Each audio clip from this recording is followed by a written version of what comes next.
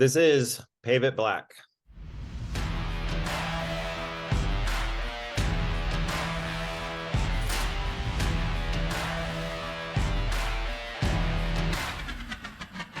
Hey everyone, and welcome to Pave It Black, the official podcast of the National Asphalt Pavement Association. I'm Richard Willis. And I'm Brett Williams. And today we're talking electric vehicles and the pavement. According to the International Energy Agency, there were 10 million electric cars which were sold in 2022. This is a 14% increase from the market that was in 2020, and we've seen an additional 25% increase in the quarter one sales in 2023. But when you're out there on the road and you're driving an electric car, you've got to find some place to charge it. The statistics show that we've seen a rise in the use and purchase of electric vehicles, but we've also seen a change in technology. One of the advancements that we've seen is a technology called inductive charging, which would allow electric vehicles to dynamically charge as they're driving over top of the pavement. One of the questions that comes to mind for me is, what would it take from the research and these systems that they're looking at to take it from that research stage to actually be something that we could experience driving out there, and think about how nice it could be to be able to charge as I'm driving over a pavement that's equipped with one of these systems. So today I'm really hoping to learn a little bit more about where these systems are and if they might be part of our future. Because while this is relatively new to us in terms of our knowledge, we've been studying this for over a decade now in the US. The Department of Energy started a study in 2013 looking at the feasibility. They started designing something in 2018.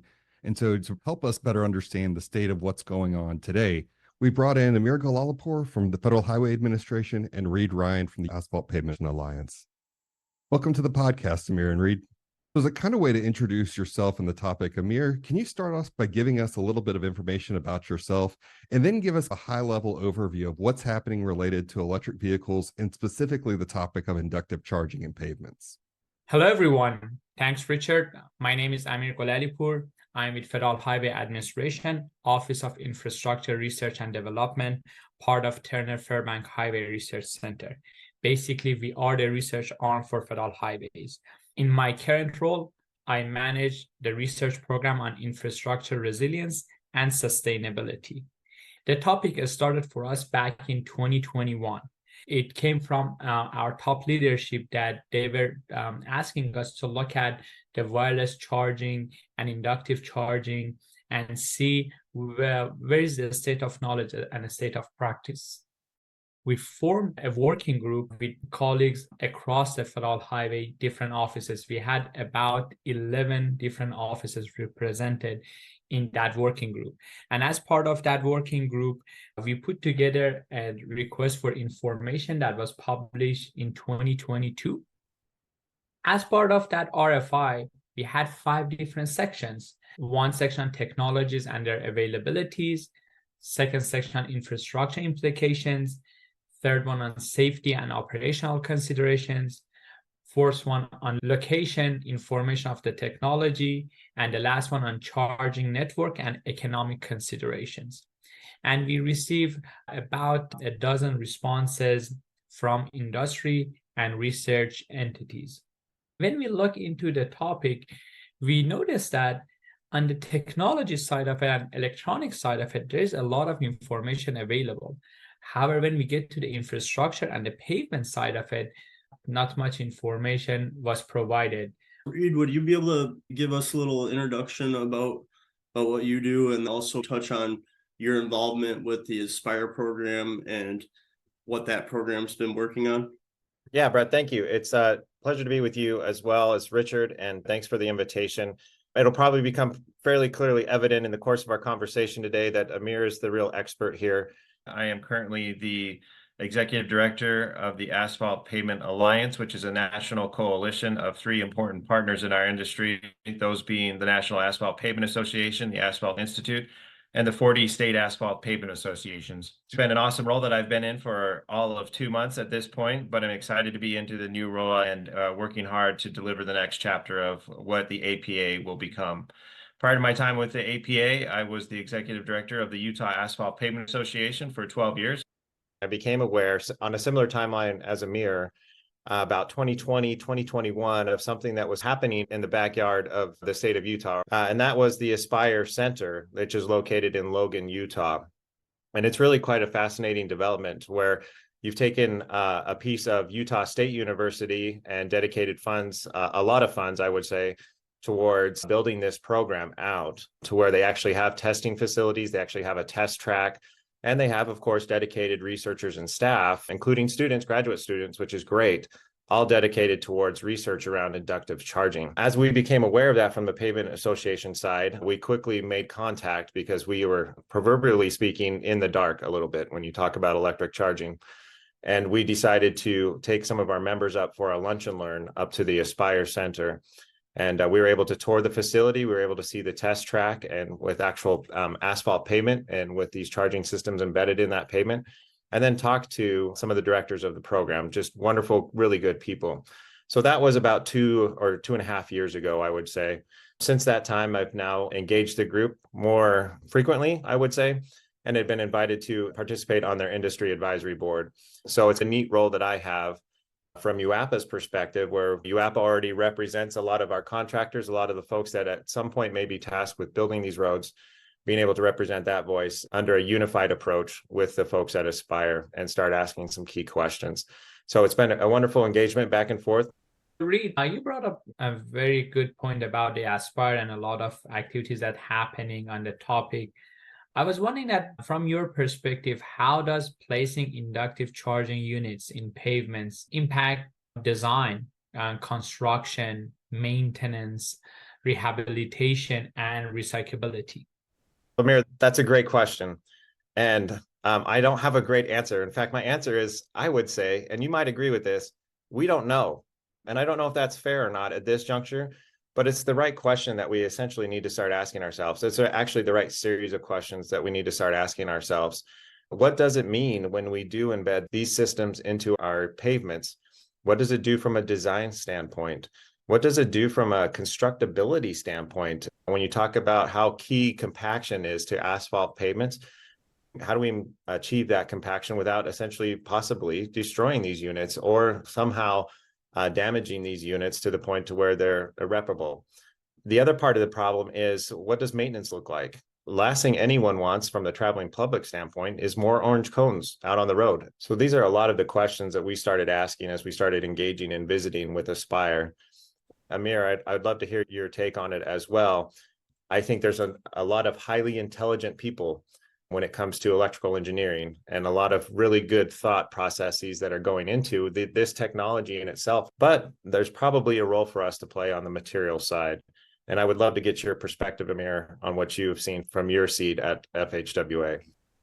As you mentioned, Reed, we don't have a lot of answers to many questions that has been raised on the topic. So when I was talking about the RFI that we put and the 5 different sections, there were 2 sections on that RFI that we got the least amount of information. One of them was on infrastructure implications, the impacts on the pavement design, construction, and pavement maintenance. Now, if we are going to have a coil within the pavement that is going to heat up, how that's going to impact pavement performance and routing. Sometimes for these coils to be embedded, they need to put it between the layers. One of the very critical aspect in construction in asphalt pavement industry is compaction. Now we are going to put a non-compactable material between our layers. How that's going to impact for us to achieve the target density. So those are the questions about how it's going to impact the pavement and pavement performance. The other part we saw the gap is about the economical consideration. If this system is going to cost substantially more and it's going to also impact our pavement performance, then how we are going to justify implementing this technology. As part of our RFI, we ask about how much it's going to cost dollar-wise per mile or per life cycle of pavement, and we got very different answers. I would say that one of the biggest gap that we have is data. Data on performance, data on economic consideration, and data on system resilience, because These days, we talk about resilience and how we want to have an asphalt pavement that is more durable. However, do we know how this system is going to impact the durability and overall pavement resilience? I would say that we need to get more data and do more research and more work to understand different aspects of this technology and its implications for pavement and pavement community. Amir, could I ask you a follow-up question? Because I think it's very interesting. You'd mentioned the RFI went out. You've got varying levels of information or answers, I would say, to some of the questions you're asking. What does a viable approach in your mind look like to be able to bridge that data gap? Are you comfortable with pilot projects? Are you comfortable that we need X amount more of research put into this or dollars put into the research side before we get to the trial projects? In your mind, what does that path forward look like to where there is a level of comfort? Because this technology is relatively new to our industry and how that's going to impact. I would say that definitely we need to do more research to collect more data and have more understanding of the system impacts, but also we need to engage more of our state DOTs. Reed, you mentioned about some of the pilot projects that's happening. We have a number of state DOTs. Utah DOT is one of those in your state that they are working on some of the pilots.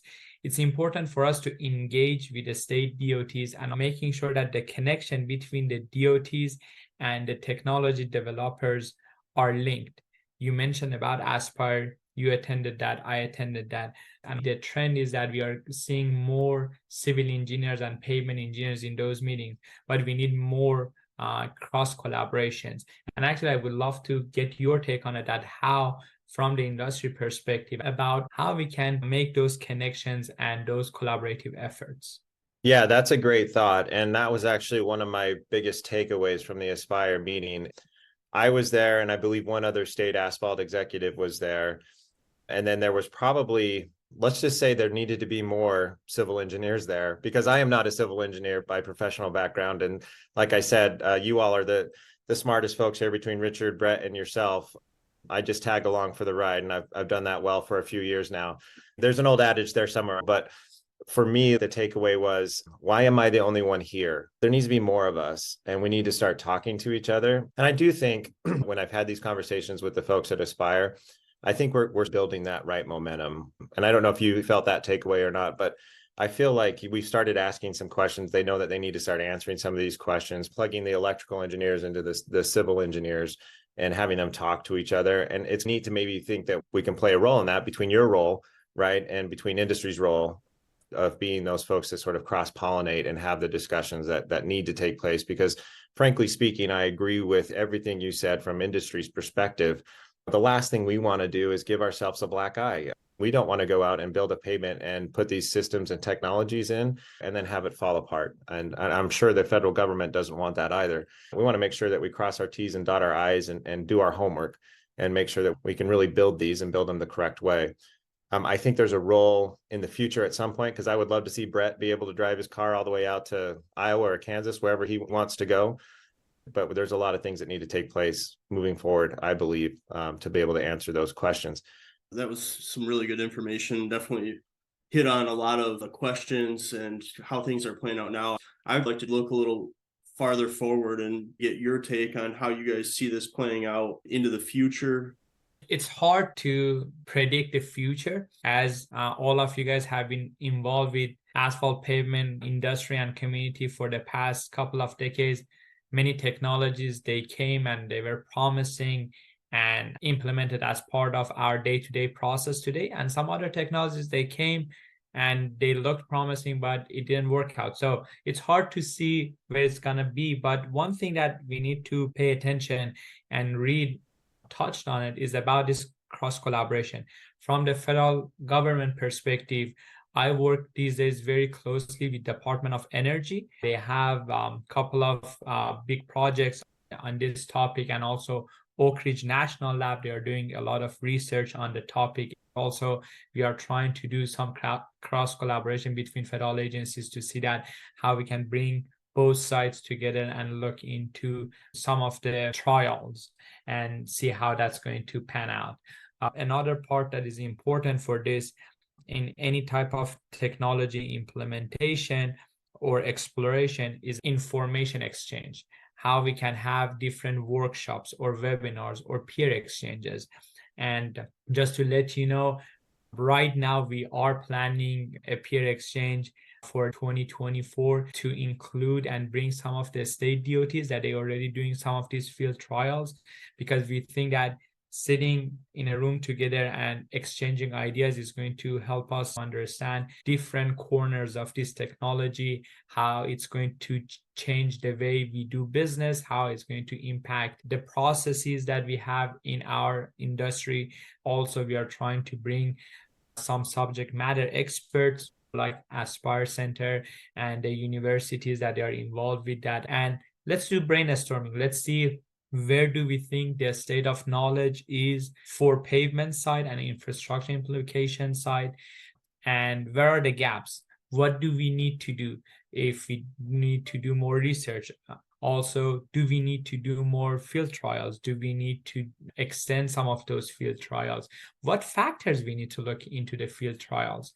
So I think as any of the technology that we have implemented in pavement community for the past couple of decades, we need to follow that natural process of getting the information, making sure that we understand the state of knowledge and the state of practice, and filling the gaps, and then working together as a whole community. When I say whole community, this time is just not the pavement community. The pavement community and battery or electrical community that are putting this technology of coils and receivers together, and also vehicle manufacturers. That's a great answer. I'm not sure I can add too much more to that. I think of it from my perspective, at least from your question, it's really about scope and scale, and maybe they're synonymous, and I understand that, but I think we have people that are eager and anxious to see some form of this take place and to be implemented. And I think that comes from the folks we're talking about right around Aspire and those engaged, but also it was interesting to me at the Aspire conference that we had MPOs present, like the San Diego MPO was present, and they said, hey, we're going to move forward with this with our bus network. And I think that's maybe a good place, that right where you have dedicated bus routes where they know where they'll be, they know what time they'll be there, and they can implement on a smaller sort of local scale this technology. But then that you go all the way up to our DOTs are engaging, as Amir talked about, and the turnpike authorities out east as well are engaging around this technology as well. And so where the chips ultimately fall, as Amir mentioned, if we had that crystal ball and we could tell you, I would love to tell you, but we just don't know. I know for Utah, there is a lot of engagement. We're looking at an inland port, I think is the project that we're considering for our trial project. It makes a lot of sense to me as well when you're talking about moving freight. And I know that our vehicle manufacturers like Kenworth and others, they have engaged Aspire and will continue to engage Aspire, because those folks that keep our economy moving and get goods from one place to another, it makes sense for me to maybe have corridors for them where they can get these vehicles and the semi trucks onto these lanes and be able to charge vehicles as they go. That's a game changer. So I think there's a bright future. And I always view these type of things as opportunities. I think at first I was very self-protected or tried to be very self-protected about what is this going to do to asphalt and how do I make sure that asphalt stays competitive in this sphere. I'm happy to say I feel like there's still questions to answer, but I feel like asphalt can play a role and ought to play a role. As Amir said, we need to have the electrical engineer folks and the civil engineer folks talking to each other so that we can answer these questions that we've identified. And I think there's a great role for us to play, and I'm not afraid of that anymore. What I want to be able to do is just to make sure that we build the very best thing that we can build and make sure that we can answer those questions when they have them. When we get to that point that we are ready to push some pilot projects forward, we know what mix will perform and how it will perform, how we need to build it, how we need to design it. So I think we're at those very rudimentary stages, but it's an exciting place to be. And I think it's a wonderful opportunity.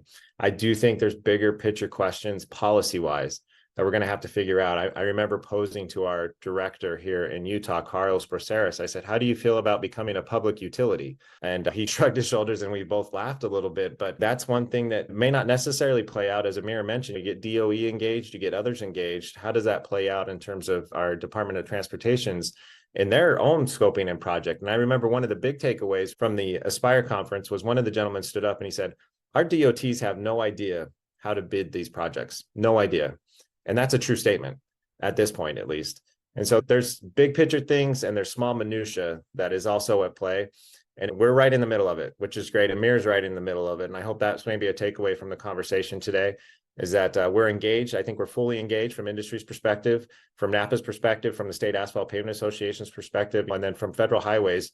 We're all starting to have this conversation with the right people. And to me, that's a win for all of us. As you alluded in your last statement, if we thought this was just technical in terms of the problems, I think we'd be kidding ourselves. There are definitely some policy related issues that could impact the speed of implementation or just its success in general. What are your thoughts on some of those beyond just the DOT becoming a public utility on the policy side that we might need to start thinking about and trying to figure out how do we work through this? I think from a regulatory perspective, like what does it look like and how do you effectively safeguard? This is our day and age that we live in. And I think we're probably becoming a little more immune to the question. But one of the questions that's always on my mind is our privacy. And what does that look like when we're being charged or when we have to tell someone somewhere, a third party, that I want to be on this corridor at this time with this vehicle getting my card charged, right? And how much are we giving away in that process? So I think protection of privacy is one of those questions as well. And I think also just from regulatory and legal standpoint, we built our interstate system out, and Amir probably has much better perspective on this than I do, but we built our interstate system out. And this is something that each of us use each and every day. And of course, there's gas tax and other taxes that we pay, but no one's making money off of that, and that's by law. And so we have to be able to figure that out as well, because as Amir noted, I think right off the bat from our conversation here, these pavements will not be cheap to build, and these corridors will not be cheap to build, and there's a significant investment involved. And I don't know how deep your pockets go, Richard, but mine are not quite that deep. And we want to be able to figure that out as well from a funding side. And that's a big piece of the puzzle from policy when we already have a highway trust fund system that's struggling at best. So we've just got to be able to figure some of these questions out.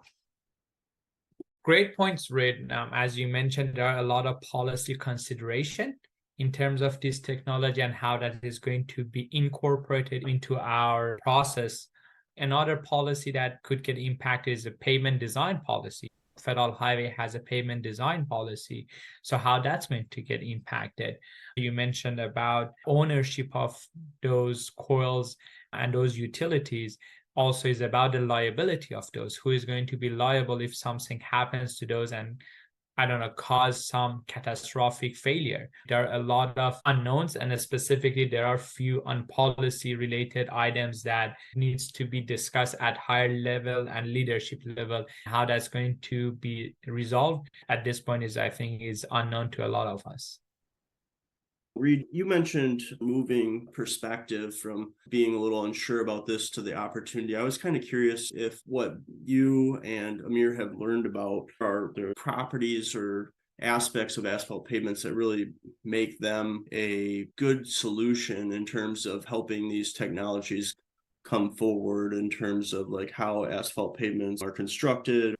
That's a great question, Brett. And I think for me, what I've learned so far is, I'll give an example. So at the Aspire conference, right, there was maybe there was a poster session for a dinner, and there was maybe, I would say, 90 posters that were displayed for all the various research that's taking place between students, professors, et cetera. And out of those 90 posters, maybe 5-ish touched upon materials themselves. And of those, maybe 3 were asphalt and 2 were concrete, right?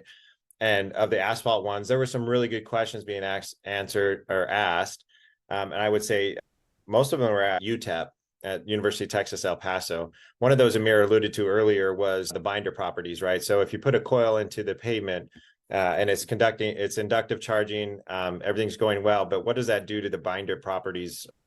And one of the students was asking that question. And what was interesting, the basic conclusion was, we don't know, and more research is needed. And that was a big takeaway for me, is say, okay, there's 5 posters here dealing materials, 3 up our alley in terms of asphalt.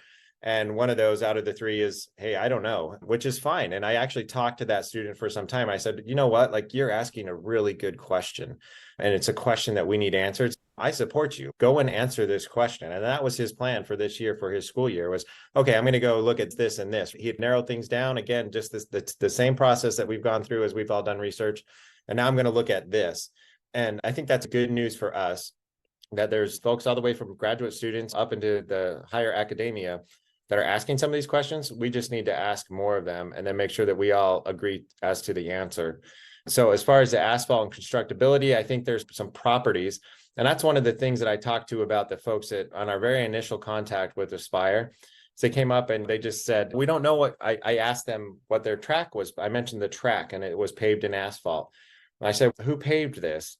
Well, we don't know. It was done at night. That's usually what happens is we get on roads and we build them at night and we get off roads and everyone has a brand new road. Same thing. They got a brand new test track and it just happened magically one night. So they didn't know the contractor that did it, nor did they know the asphalt mix that actually went down to build their test track, where these technologies are embedded and in place and operating today, I will say. And so we went down this path with them to say, an asphalt is not an asphalt is not an asphalt. And for me, a lawyer coming from outside of industry, that was drinking from the fire hose. That's the first thing you learn, right? Is I've gone this own personal journey myself, is you've got to learn these things as you go along and learn from smart folks like you and Richard, Amir. And I think that's where they're at as well a little bit, is they know a lot about electrical engineering. They know a lot about what it's going to take for these systems themselves, but they don't know what these systems will do in our materials. And so we got to help answer those questions.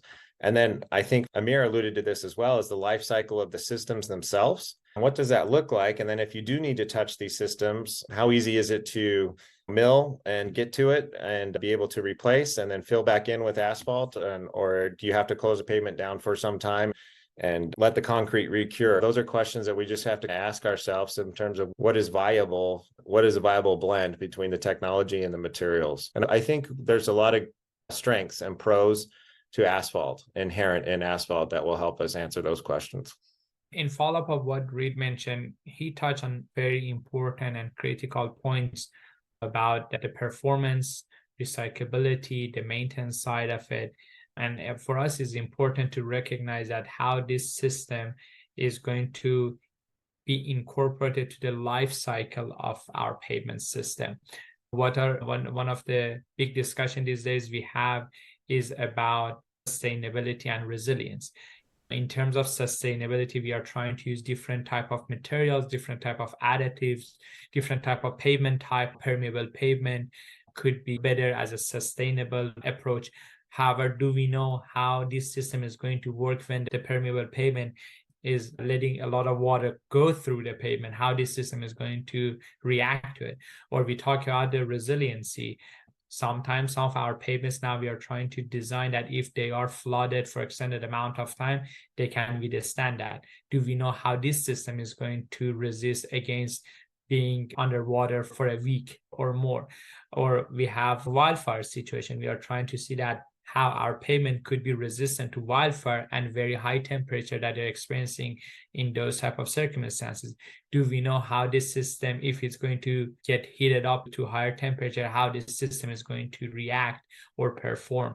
One of the things that when I was visiting a site of wildfire in California, that I learned that some of the culverts that they had that was plastic pipe, because of the high temperature, they burned.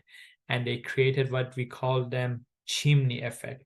That means that from within the pavement, the temperature gets so high that everything was burnt except the aggregate. So do we know if this system could play such a role? So there are other questions in terms of sustainability and also resilience that we need to ask ourselves. And for example, Reed talked about durability and also maintenance practice. We know that most of the technology that we use today, from the electronic part of it, they were not around 5 or 7 years ago. Everything has been updated. So does this technology needs to get updated every 5 or 7 years? Well, Amir and Reed, I want to thank you both for being here with us today and taking the time out and being willing to have this conversation. Hopefully they'll continue to happen. We'll continue to try to get the right people in the room so that when this is done, it's done the right way. Thanks, Richard and Brett, for hosting us, and thanks for being here and helping me with answering some of the questions.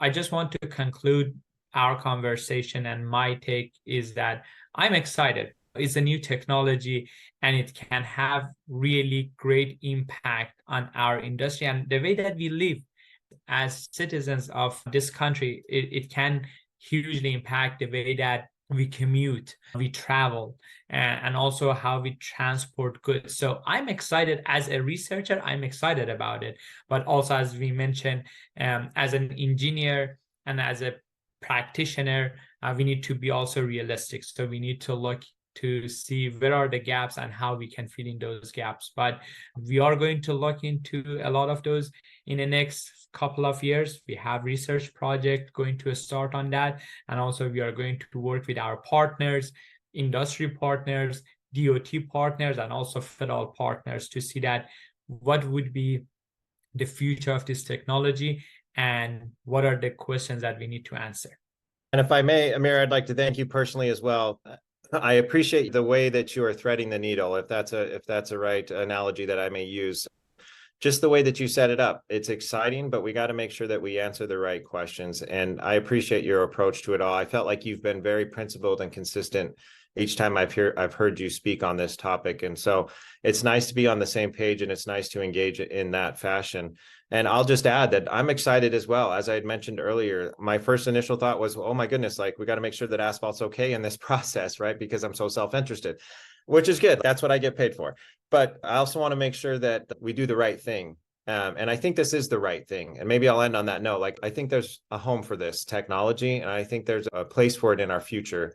And maybe it happens sooner rather than later as well. We don't know, but in the time that we have, we can help answer the questions that need to be asked, that we are asking, and that others are asking as well. And if we can become the resource and the folks that can give some of those answers, I think that's a better day for tomorrow. And I think that's where we're headed with all this. So I'm excited as well. I think there's a role for it to play.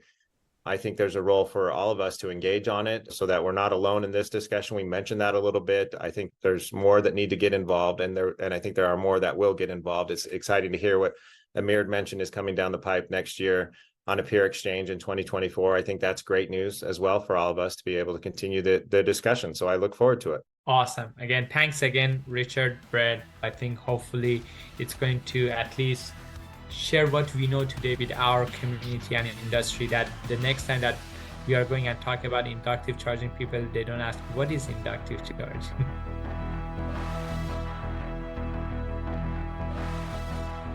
Thanks for listening to Pave It Black. Visit asphaltpavement.org/podcast to find more episodes, suggest a topic or guest, become a sponsor, or learn more about Napa. Pave It Black is produced and copyrighted by the National Asphalt Pavement Association. Music by Colleague. As always, thanks to the dedicated workforce connecting diverse communities all across America. Keep on paving it black.